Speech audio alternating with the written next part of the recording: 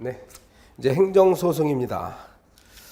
그러니까 행정심판과 다른 점, 행정소송은 법원에다가 제기하는 것이고 그 대상이 약간 또 달라요. 조금 이따 배웁니다. 그렇게 함으로써 법원이 이에 대해서 심리 판단하는 정식의 행정쟁소를 말한다. 정식이라고 했어. 그럼 앞에서 배웠던 행정심판은 약식이에요. 왜냐하면 서면 심리로도 가능했거든. 그리고 당사자가 심판위원회에 출석하지 않아도 또 가능해요. 그러니까 약식쟁송이라고 하는데 소송은 당사자가 법정에 나와야 돼요. 그리고 판사 앞에서 말로써 이거 서로 공격과 방어를 하는 거죠. 그래서 정식의 행정쟁송이라고 얘기합니다. 자, 행정조정의 기능이 밑에 있는데 제목을 보니까 권리구제 기능이 있고 행정통제 기능이 있죠. 아까 전에 행정심판은 이것이 거꾸로 돼 있었다고. 자율적으로 행정 스스로 시정한다는 것이 더 중요했고, 그런데 이제 소송은 권리구제 기능이 먼저 앞선다. 피해를 본 국민의 권리를 보호해주는 제도로서 중요한 것이고, 그럼으로써 간접적으로 행정의 위법성을 시정하는 행정의 통제 기능도 있습니다. 네, 다음 페이지에 가시면 거기는 뭐 간단히 표 참고로 보시면 되는데, 행정소송제도가 우리나라 같은 경우는 사법국가형에 해당하는데 뭔고하니 사법부가 행정사건을 재판하죠. 우리 법원도 우리나라에도 분명히 행정법원이라고 있긴 있습니다. 있는데 그 행정법원은 대법원 밑에 있는 사법조직이에요. 그래서 사법국가라고 하는데 옛날에 어떤 나라들은 프랑스 같은 나라들은 행정국가형이고 그래서 이 행정재판소가 행정부 내에 있었던 때가 있습니다. 자, 그 다음에 밑에 636페이지요. 행정소송의 한계가 나오잖아요. 이 파트는 여러분 법원이라는 것이 우리에게 좋은 부분도 있지만 법원이 너무 부담을 많이 가지면 안 됩니다. 그래서 법원은 법률적인 쟁송을 처리해 주는 곳이지 모든 국민들의 궁금증을 해소해 주는 것이 아니에요. 그래서 이 무엇이든지 법원에다 제출할 수 있는 것이 아닙니다. 이 파트는 자, 법원에서 판단할 수 있는 것, 없는 것 이걸 잘 구별하면 돼요. 첫 번째 맨 아래 보시면 반사적 이익이라고 하는데 반사적 이익은 X지요. 반사적 이익은 이거는 오로지 공익만을 위해서 법규를 제정함으로써 국민들이 반사적으로 얻는 이익이야.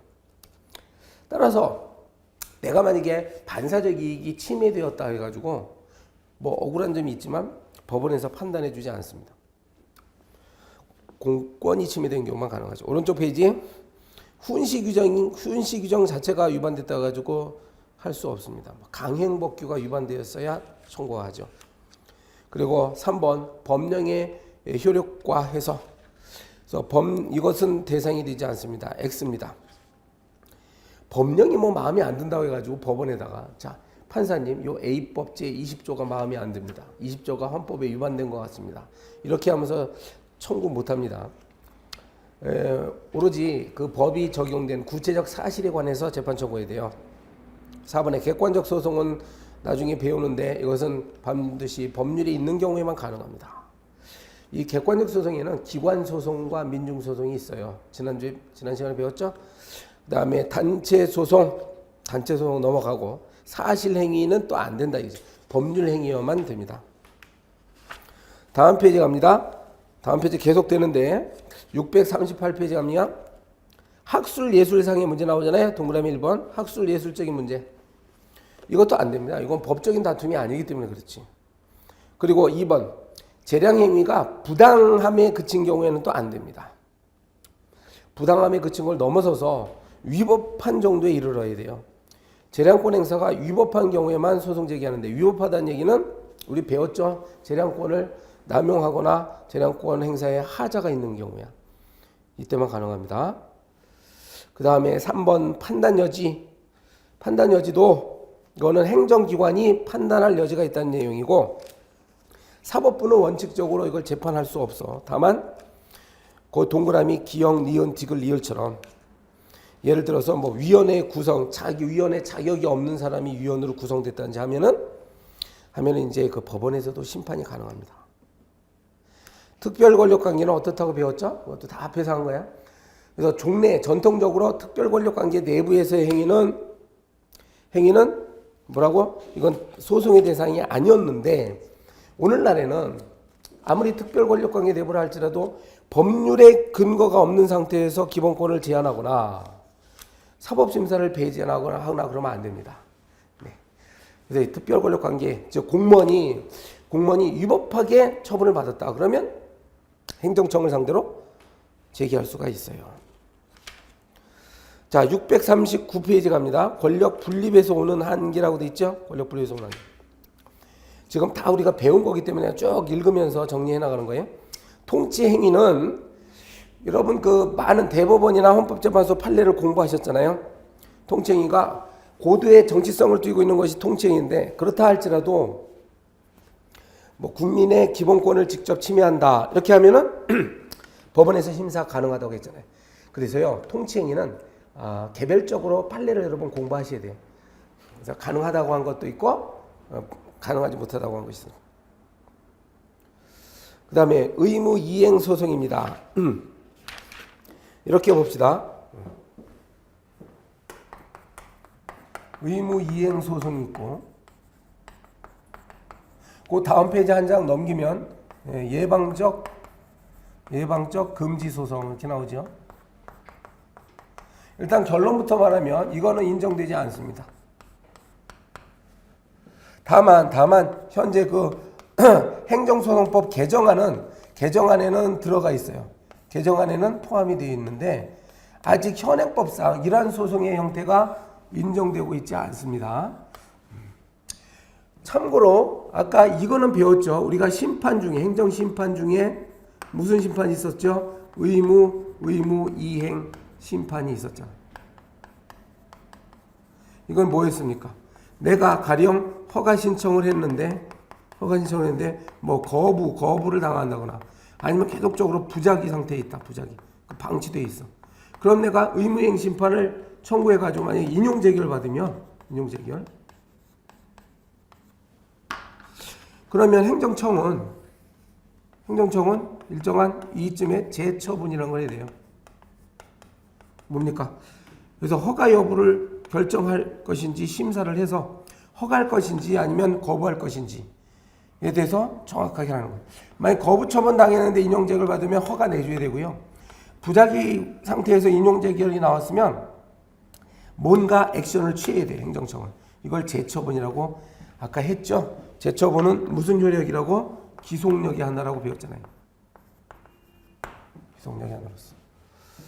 자, 이것이 가능한 이유는 의무이행 심판이 허용되는 이유는요. 지금 보면 삼권 분립하에서 여기 행정부가 있고 여기 사법부가 있으면 행정심판위원회라는 건 바로 여기서 하는 거거든요.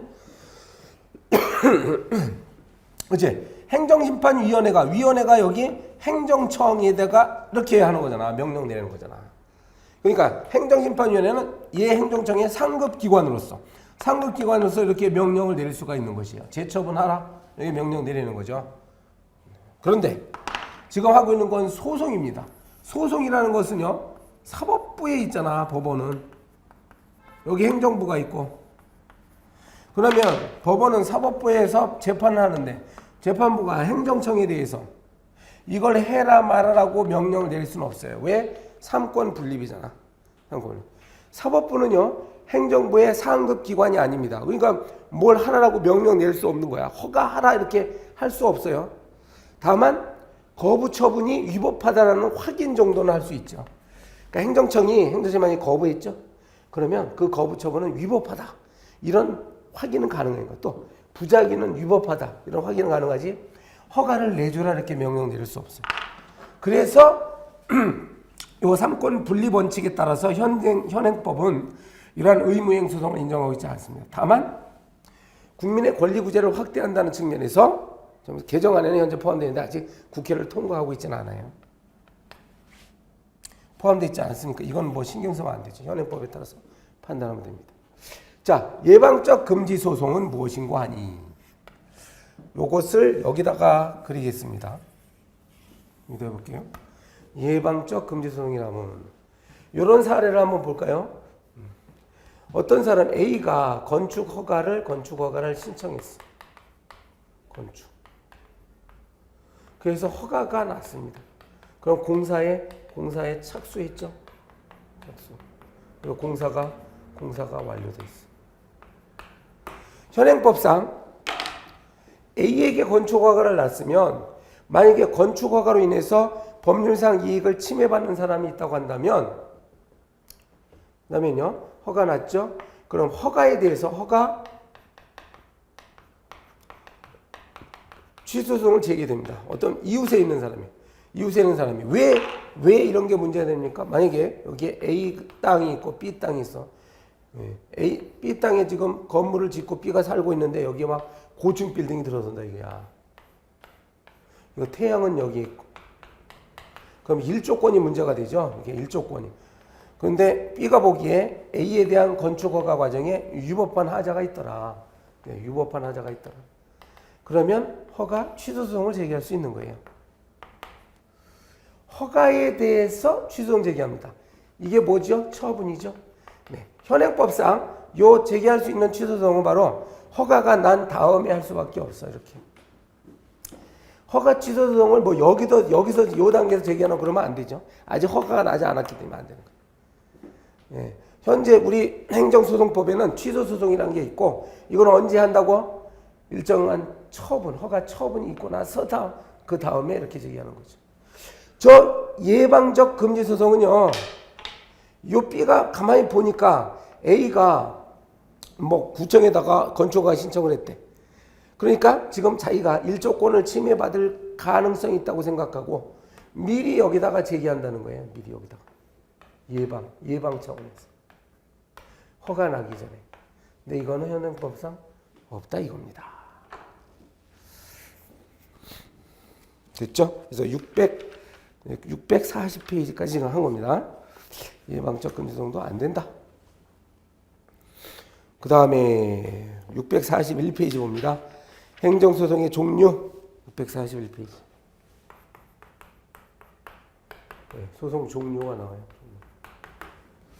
많은 뭐 여러 가지 나오는데 주관적 소송, 객관적 소송은 아까 했어요. 형성 이행 확인도 읽어보시고 중요한 건 이제 소송법상의 종류죠.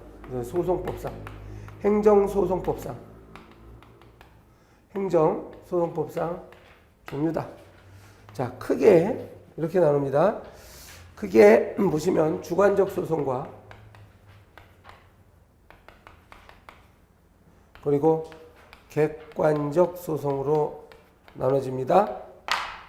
이것은 개인의 권리를 구제받기 위해서 제기하는 것이고, 이것은 행정의 법 적합성. 행정은 법률을 위반하면 안 되죠. 따라서 여기에 해당하는 사람이 제기하는 거예요. 주관적으로. 그러니까 자기가 법적인 이익을 침해받았다고 생각하는 사람이 제기하는 거고, 이거는 자기 개인적 이익과 관계없이 공익적 목적으로 제기하는 거예요. 사람들이. 직접적인 이익 관계가 없어서 제기하는 게 객관적 소송입니다. 주관적 소송은 다시 항구 소송과 당사자 소송으로 나눠집니다. 그리고 이거는 다시 민중소송과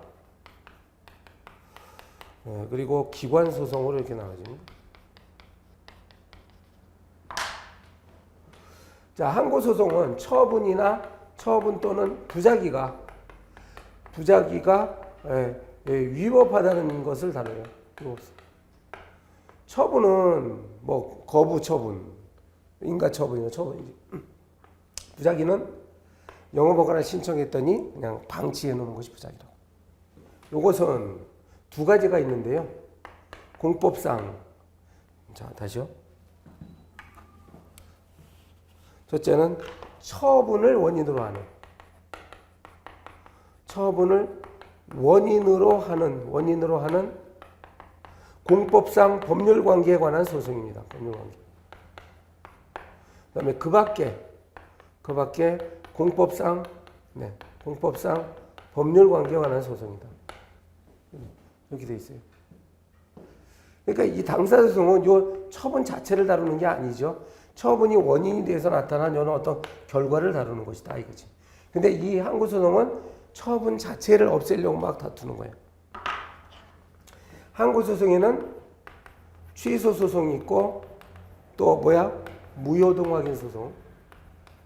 무효동 확인. 그리고 부작위 위법 확인 소송이 있어요. 자, 취소소송은 요 처분을 취소해달라 이거고, 무효 확인은요, 요 처분이 하자가 중대하고 명백하므로 처음부터 효력이 없었다라는 무효임을 확인해달라는 것이고, 부작위는 요거 있죠, 요거. 그러니까 신청을 했는데 상당한 기간이 지나도록 방치해두고 있으니 그러한 부작위가 위법함을 확인해 주시오. 이렇게 하는 거예요. 여기서 이기게 되면 행정청은 일정한 행위를 해야 됩니다. 처분을 원인으로 하는 법률관계. 예를 들어서 뭐 부당이득 반환 청구서. 내가 무슨 조세 처분을 받았어. 조세 처분. 과세 처분이죠. 과세 처분을 받아서 세금을 납부했더니 사실은 원인이 없었던 과세였어. 그럼 내가 이미 낸 세금 500만 원을 돌려달라. 이렇게 청구할 수 있는 거죠. 부당이득 반환 청구소서. 그 다음에 뭐 손해배상 청구소서. 그런데요, 요거는요, 이미 배웠어요, 여러분. 요거는 우리 판례에 따르면 이거는 사건설입니다, 사건설. 즉, 민사법원에다가 청구하는 거예요, 민사법원. 우리가 하고 있는 당사자 소송은 이거 행정소송이야. 그 행정법원에서 하는 게 원칙인데, 이런 것들은 이론적으로 보면 여기에 해당돼요. 그러면 행정법원에서 해야지. 그런데 실무적으로는 사건설을 취해서 민사법원에서 한다. 이렇게 기억하세요. 그 밖에 공법상 오는 게, 네, 예를 들면 뭐 내가 유공자였었는데 이번에 보훈청이 나의 그런 국가유공자 지위를 박탈했어. 그러면 박탈했다는 행위를 다투는 것보다 내가 여전히 국가유공자로서의 자격을 유지하고 있다. 그렇죠? 그러한 지위를 확인해달라고 소송을 제기하면 어떻습니까? 네, 그렇게 해도 되죠? 이것이 바로 당사자 소송이다. 이거지. 민중소송은 민중들이 제기하는 거예요. 민중들이. 그러니까 여러 사람이 모여서 하는 것들이 있습니다. 예를 들면 뭐 선거소송, 당선소송, 그다음에 국민투표, 무효소송, 뭐 주민소송, 이런 것들은 민중들이 제기하는 거다. 시민들이. 그런데요, 이렇게 하는 이유가 뭐 개인의 어떤 이익을 위해서 하는 게 아니라 행정은 법률에 맞아야 되는데 법률을 위반했으므로 올바른 상황으로 되돌려 놓으라 이거야. 민소송이야. 기관소송은 기관이 한다. 행정기관이 한다. 우리나라에는 기관소송이 하나밖에 없습니다. 지방자치법에 보면 이렇게 있어요. 집행부. 여기에 의회가 있어. 지방의회예요. 지방의회. 집행부에 여기 이제 시도지사가 있지. 시장 같은 사람이 있고.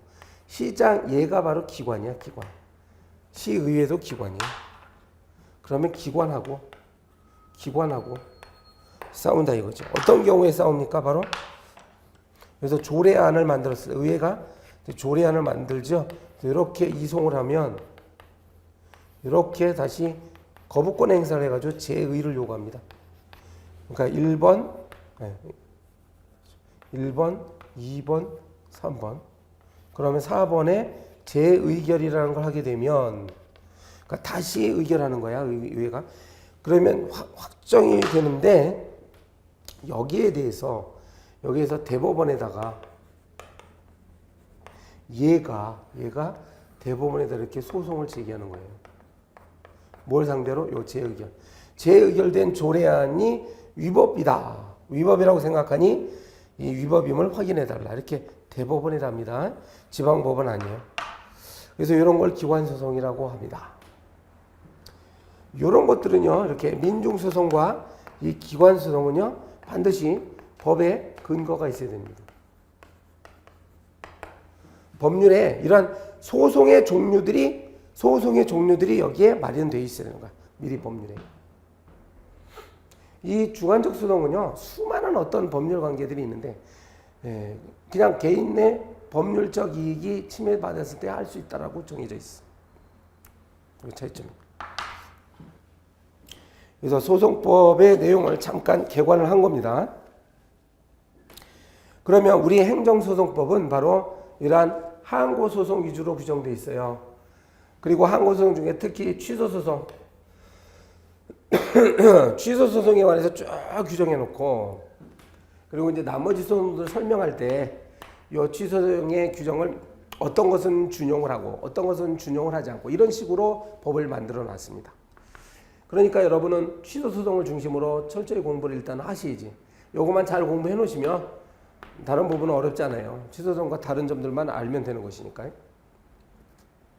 그리고 나중에 공부를 잘 하셔가지고 이렇게 잘 구별할 수 있어야 돼. 개념을 명확히 세워야만 고득점이 가능합니다. 소송 파트는.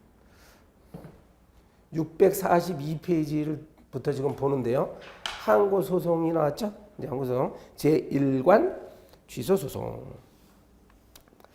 자, 취소소송이란 뭐라고? 처분. 위법한 처분을 취소 또는 변경해달라고 청구하는 소송을 말합니다. 오른쪽 페이지 아래 보세요. 재판관할 643페이지 아래에 심급관할 나옵니다. 심급. 1심, 2심, 3심에서 어디서 합니까? 처분은 1심부터 시작해야죠. 그래서 지방법원급인 행정법원이 있어.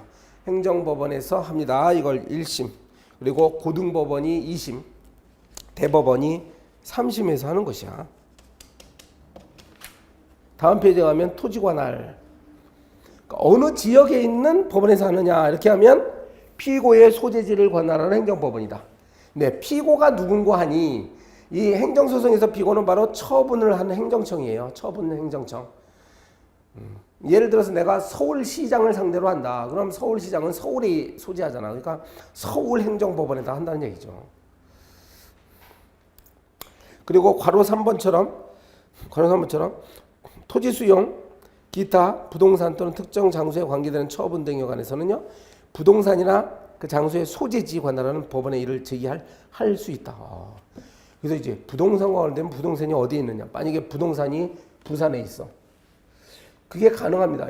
서울시가 소유한 부동산이 부산에 있을 수도 있어요. 그렇지? 근데 이제 부산에 있는 부동산을 중심으로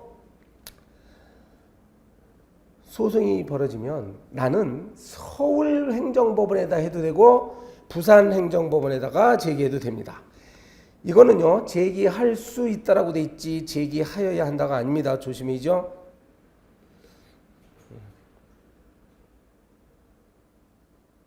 거기 괄호 2번을 살짝 좀 보면 좋겠는데 이거 최근에 신설됐어요.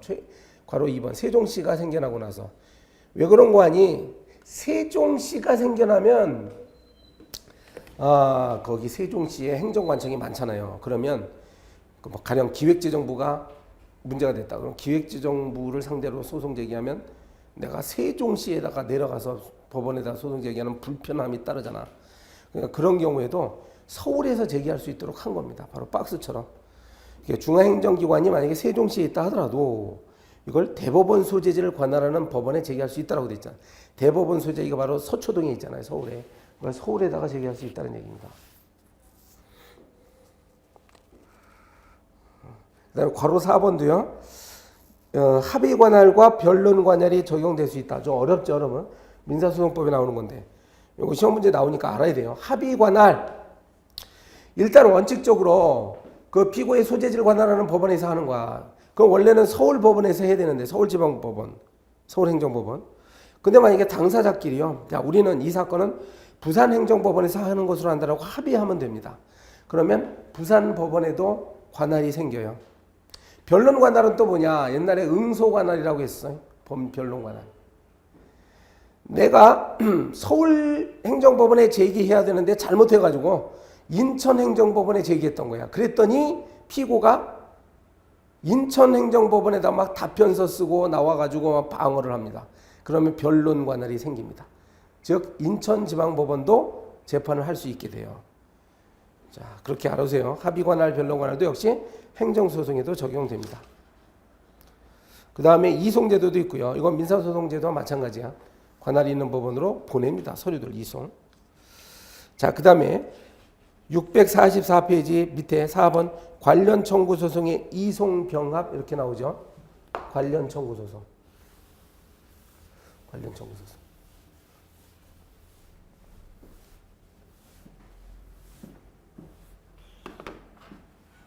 자, 예를 들어 보겠습니다. 여기 어떤 처분이 있었어. 처분을 원인으로 한 어떤 법률 관계가 발생했습니다. 아까 뭐가 있었다고 했죠? 뭐 부당이득이나 손해배상. 부당이득 반환, 그다음에 손해배상 청구, 그리고 원상회복 청구. 자, 요 세 가지. 그리고 요 처분과 관련된 어떤 처분이 또 있다고 합시다. 처분. 그럼 일단 A 처분, B 처분으로 해놓고 그러면 여기가 이제 서울 법원이야. 서울행정법원. 그러면 A라는 처분에 대한 어떤 소송이 지금 열리고 있어. 소송. 그럼 이제 부산이 있어요. 부산 법원이 있는데 부산 법원 여기에 B라는 처분에 대해서 또 소송이 열리고 있다. 그러니까 여입 처분에 대해서는 취소 소송. 그리고 여기에 대해서도 또 취소 소송이에요. 그러면 보이다시피 아까 이게 서로 관련이 있다고 했잖아요. 서로. 네. 이 B 처분이 A 처분과 뭐 단계적으로 이루어진 처분이다라든지 이렇게 관련이 있으면 부산 법원에 있는 이 사건이요. 취소 소송이 이쪽으로 이렇게 이송된다는 얘기야. 서류가 가서 그럼 이제 서울행정법원에서 A 사건, B 사건을 같이 그냥 재판해 버립니다. 이렇게 하는 게 좋아요. 왜냐하면 서로 관련이 있기 때문에. 만약에 따로따로 하게 되면 뭐 같은 사안을 가지고 두 번 하는 꼴도 되고 그리고 혹시 모순된 판결이 나올 가능성이 있어. 그러니까 원고 패소, 여기는 원고 패소인데 여기는 또 뭐 원고가 승소하고 이게 모순된 판결이 나오면 안 되잖아요. 같은 국가기관인데. 그래서 이렇게 합니다. 마찬가지로 얘네들도 요게 이제 부산 법원에서 하고 있다. 여기에 관련 청구 소송인데. 그럼 이것도 역시 이렇게 서울 법원에다 이렇게 보냅니다. 여러분 화살표 방향을 잘 봐야 돼요. 화살표 방향. 요거 관련 청구 소송을 다루던 법원에서 취소 소송이 계속된 법원으로 이송합니다. 화살표가 이쪽으로 이렇게 안 나옵니다. 조심해야 돼요. 됐죠? 그러면 알 수 있을 거야. 이송의 문제고요. 제목이 또 병합이라고 되어 있는데 병합은 이렇게 뭐가 하나가 있고 여기다 이렇게 갖다 붙이는 게 병합이지. 저거는 이제 두 개의 법원에서 동시에 이루어지고 있으니까 이송하는 것이고 병합은요. 만약에 서울법원에서 A라는 취소소송이 벌어지고 있을 때 관련된 사건을 또 소송을 제기할 때 그냥 A 법원에다가 제기하면 된다 이 말입니다. 이게 병합이에요. 자, 읽어보세요. 645페이지의 내용입니다. 병합도 그렇고 646페이지에 가면 병합을 약간 설명을 하고 있는데 646페이지 병합 동그라미 이번에 병합의 유형 보세요. 객관적 병합은 여러 개의 청구를 같이 합치는 게 객관적 병합이고 주관적 병합은 당사자의 문제예요. 원고나 피고가 여러 명이 있을 때 같이 하는 것이다. 예비적 청구는 주의적 청구와 예비적 청구랍니다. 자, 소장을 작성할 때 1번 해가지고 주의적 청구. 주의 청구의 내용이 저 처분의 취소 판결을 구한다. 이렇게 해놓고 요 처분의 취소 판결이 혹시 기각될 가능성이 있잖아요. 그때 대비해가지고 예비적 청구를 합니다. 처분은 취소되지 않더라도 내가 손해가 있으므로 손해배상 청구를 하는 거예요. 이렇게 하는 겁니다. 요게 기각될 때를 대비해서 예비적 청구를 하는 형태. 이게 예비적 청구다. 네, 647페이지 갑니다. 647페이지. 취소소송의 당사자. 당사자는 원고와 피고를 당사자라고 합니다. 그 다음에 당사자 능력은 원고, 피고, 참가인이 될 수 있는 일반적 능력을 당사자 능력. 그리고 구체적인 어떤 사건이 벌어졌을 때 여기에 소송을 원고나 피고가 될 수 있는 능력을 또 당사자 적격이라고 얘기하고. 중요한 건 원고 적격인데요. 다음 페이지에 갑니다. 648페이지. 원고 적격.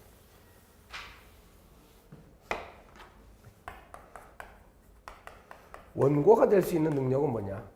우리가 소장을 제기하면 소장을 쓸 때 여기 이제 원고 쓰는 난이 있고 피고 쓰는 난이 있어요. 내가 가령 서울시장으로부터 영업정지 처분을 받았으면 피고는 서울시장이 되는 것이죠. 시장. 그럼 원고는 나지요. 나. 이제 지금 영업정지 처분을 받은 내가 원고가 되는 것이고. 그러면 내가 나의 이름을 이렇게 소장에다 기재를 해서 소송을 제기할 수 있느냐 없느냐의 문제가 원고 적격의 문제고요.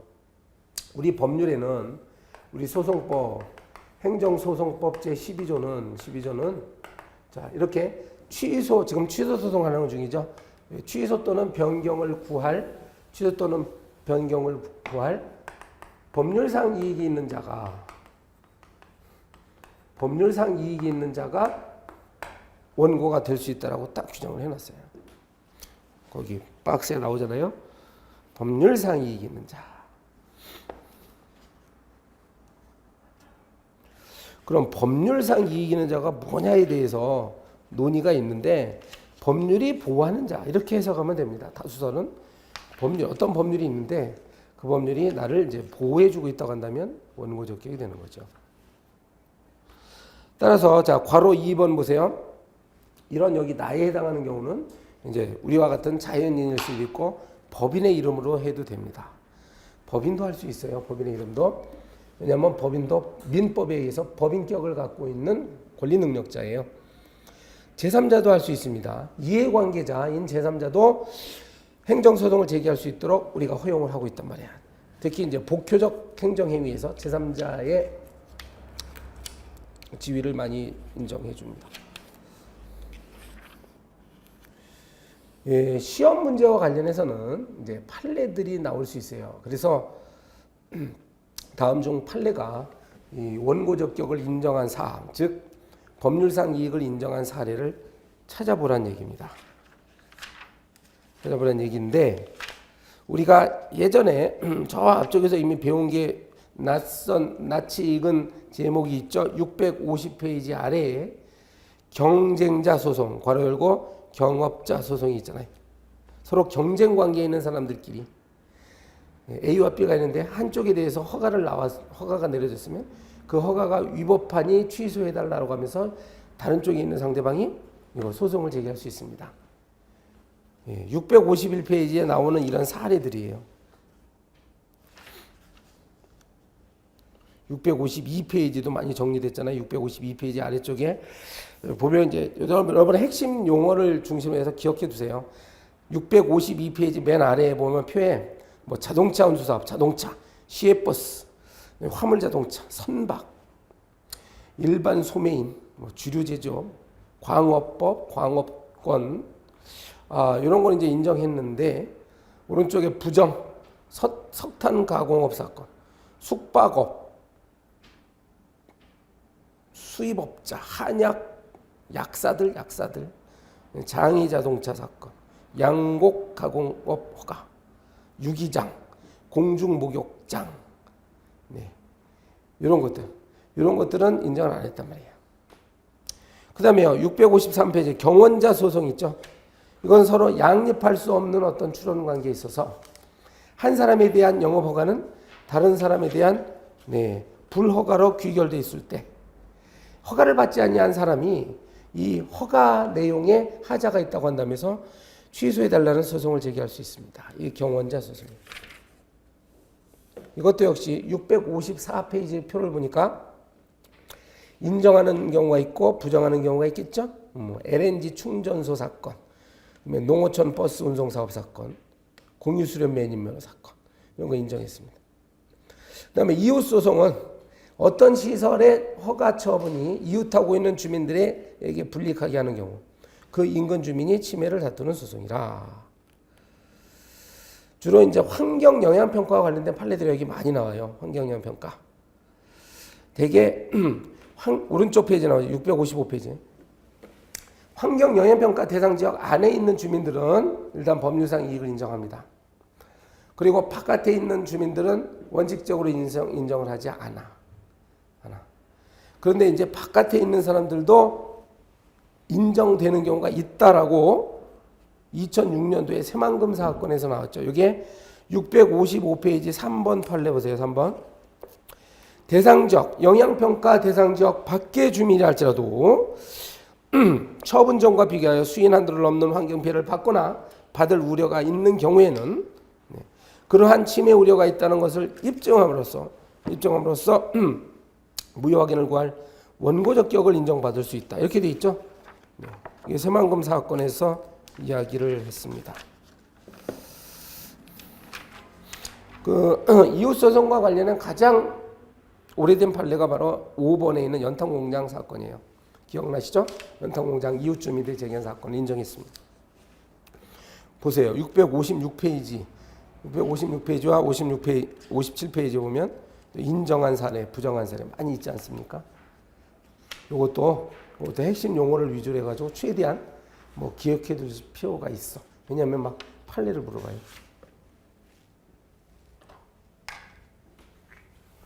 자, 그 다음에 이제 뭘 합니까? 바로 피고적격이죠. 피고적격.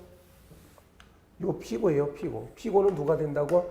바로 행정청이죠. 피고적격. 원칙은 처분을 했던 행정청이다. 서울시장이 나에게 영업허가 거부를 했으면 나는 서울시장을 상대로 해야 돼요. 조심하세요. 행정 주체를 상대로 하면 안 됩니다. 행정 주체 서울시장. 네. 서울시장을 상대로 해야 돼요. 원체. 여기 많은 예외가 있죠. 네. 많은 예외가 있어서 일단 거기 그 원칙에 대한 내용 조금 더 보면 658페이지 아래 구체적 검토 나옵니다. 이 행정청은 단독기관이 되고 합의제 기관이 되는 거야. 공정거래위원회, 토지수용위원회. 그 다음에 니은처럼 위탁받은 기관도 가능합니다. 그러니까 위임 위탁을 받는 순간 이 수탁기관의 권한이 되기 때문에 가능한 거예요. 그리고 국회나 법원도 가능한데 법원의 기관. 여러분 질문. 국회에서 최고위급이 누구예요? 국회의장이죠. 그럼 원래는 국회의장의 명의로 처분이 내려집니다. 국회의장.